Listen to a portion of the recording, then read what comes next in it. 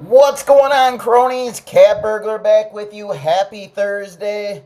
Let's get into the recap on the lock and load from Tuesday. Guys, we're on a cold streak. I was just as shocked as everybody else. Obviously, the line just kept moving towards Minnesota. I think it got up as high as 11 and a half with Caitlin Clark being out. I don't know if Minnesota just took it easy after the news that Caitlin was going to be out for the game. I don't know. I was shocked. I've seen a lot of the Minnesota Lynx games. I don't think I've seen Nafisa Collier play a worse game than she did the other night. I mean, she's the best player in the league, the favorite for the MVP, and she played terrible. I think she was 4 of 17, 12 points. Indiana was the more physical team. I've never seen Indiana play defense like that. They were just everywhere. Obviously, Minnesota jumped out to a nice lead. Then in the second quarter, they went 8.5 minutes with no score. Not one score. They scored 7 points in the second quarter. And they still were only down, 4 or 5 points, I think, at halftime. It wasn't a huge deficit or anything because they had built up that lead in the first quarter. Guys, I'm still shocked by it. I mean, that was one of my favorite lock and loads I've had since doing these videos. I really liked it.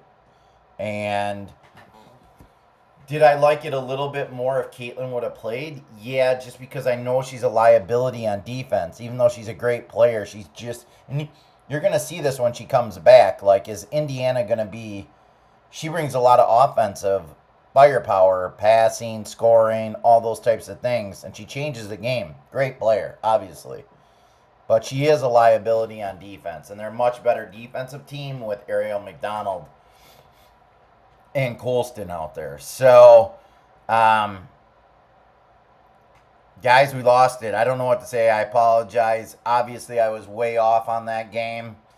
But even lock and loads can lose. And I'm just as shocked still, a couple days out, as you guys are, that this lost. Because I really liked that game. And, yeah. And I don't like giving you guys out these games, obviously, that, don't cover the spread or don't win. When I give these out, I mean, these are as close as a lock and load as you can possibly get. So, anyways, guys, like the thumbnail said, is it time to fade the cat? Lost a lock and load. The day before I went 0-3. I'm 0-4 in my last 4 picks. I think my lock and load record is, since doing these videos, is 6-1. And I've hit, I think, 20 out of 22 or 21 out of 23 of these in a row. I don't think it's time to fade me, but I get, like, if you've been following my picks or you're new to the channel, I get how it could seem. And then, obviously, I went on a nice little run, and my picks are kind of trending back to, more like that 35 to 45 outside of my lock and loads. And we'll see. I'm going to start tracking soon. I'm going to have a guy help me with the spreadsheet. I'm going to start tracking with a graph and my picks in the spreadsheet. I'm doing that with the lock and loads, but I'm not doing that with my regular picks. So there will be 2 tabs on the channel where it says lock and load record. You'll be able to click on that. I haven't done that yet. I'm hoping to have that done by next week. And when I do, I will share it with you guys. So this way we can see in a graph, like, am I really doing good? Am I not doing good? How much are we up on lock and loads? How much are we down? And those types of things. So anyways, guys, and then one other thing. For my regular picks, I'm just going to put in like $50 as the pick amount for those games. So we can track that way. Because basically those are just like whatever your unit size is, they're like 1 unit games. So if your unit size is, $50 a unit, then you'd be putting in 50 on those games. Anyways, guys, let's get in. There's a big card today, or a fairly big card. What do we got? 1, 2, 3, 4, 5 games in the WNBA. Let's go into them. Los Angeles and New York. Opened at 12.5, down to 10, 9.5. Obviously, New York's been slumping. And a lot of that has to do with the girl underneath. I forgot her name, but Jaquil something. I can't remember her name, but she's a big force for them, and she's been injured. So, and they're the hunted, being the champs. So they're getting everybody's best game. So I don't really have a take on this. I can see why the line would go down, but Los Angeles hasn't been playing good either. I'm going to stay away from this game. Las Vegas, Indiana. I'm going with Las Vegas, guys. Money line here. I got it earlier yesterday. It's really jumped up. I think the thought process is on this game is that Indiana's going to be tired coming back, that they're not going to be as focused, and basically that Las Vegas is starting to play better. Here's the thing, guys. The real question here is, and I think they're also thinking Caitlin's not probably going to play, which she's probably not going to. I think they're going to be really cautious with that groin injury because you can aggravate that pretty easily again. I just think Las Vegas is playing better. They're starting to get things cooking a little bit more, and I think they're going to be focused playing this game. They haven't played for numerous days. And so I really like them. So let's take Las Vegas on the money line. Let's take a look at that. Sorry, guys, got a little bit of a cold here.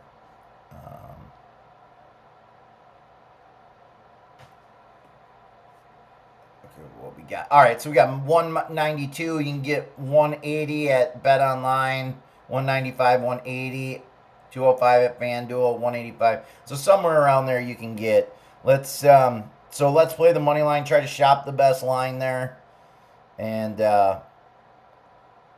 let's go that route. Another one, Seattle and Atlanta. This game, like I told you yesterday, it's just really hard for me to understand. Seattle got their asses handed to them by the Valkyries a few nights ago. Are they going to bounce back? Atlanta beat New York. I don't know here.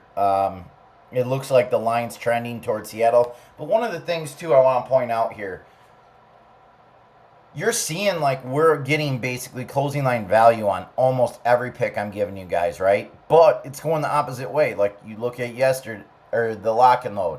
Opened at 4.5, closed at 11.5. We had a 7-point, closing line, and we lost that.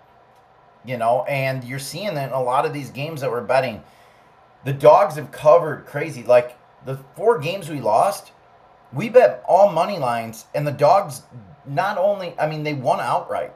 So can this continue in the WNBA? I don't think so. I really don't. I think it's going to snap back the other way. This has been going on now for a couple weeks where you're seeing these big dogs winning outright, 10-point dogs winning outright. And I don't think that's going to continue to happen. The lines are going to adjust here too. So there is going to be some value on the favorites moving forward. Phoenix and Dallas. I got this at -6. It's up to 12. I wouldn't bet it now. I got this. I told you guys this the other day. You can't bet it now. Again, these lines. Look at the closing line we're getting on this, guys. 6 points. 6.5. It's insane. And then you got Washington, Minnesota. I do have a play in here. Nafisa Collier. What is it? Nafisa Collier over 21.5 points. So Nafisa Collier over 21.5. And my thought process here is great players. And by the odds, she's still the favorite to win the MVP. They bounce back after bad games. And she had a terrible game. Not a bad game, a terrible game. And I think she's going to bounce back. She's going to get over 21.5 points. So I played this pretty big, guys. Obviously not a lock and load or anything, but I played it pretty big. So that's what I got today, guys. Las Vegas, Aces money line. I played Phoenix at -6. Can't play it now. And the money line would be too big. So, and then Nafisa Collier over 21.5 points, guys. So if I was you guys, I'd just probably play the Aces. And if you haven't played Phoenix, I would probably just play the Aces and play Nafisa Collier over 21.5. All right, guys. I'm hoping we're gonna bounce back. This losing sucks. I know. I get it.